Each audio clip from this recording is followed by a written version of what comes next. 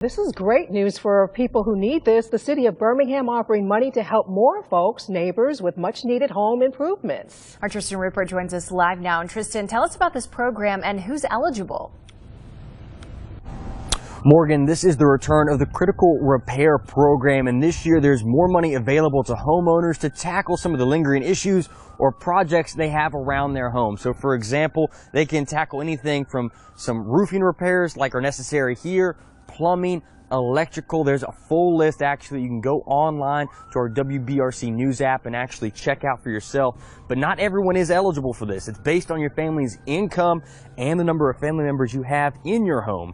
Now, you're seeing the income limits on your screen now. You must also live in the home, and it has to be inside Birmingham city limits. Now, city leaders still stressing that many residents have already reached out about this opportunity and expect it to gain a lot more interest in the days ahead.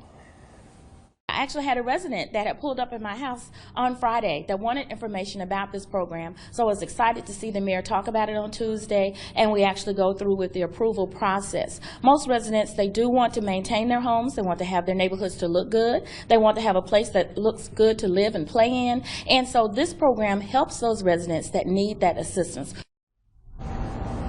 Application intake day is February 17th at 9:30 a.m. at the Fountain Heights Recreation Center. They're not going to be taking applications prior to that, but you can find out more information again on our news app. Reporting in Birmingham, Tristan Rupert, WBRC, Fox 6 News, on your side.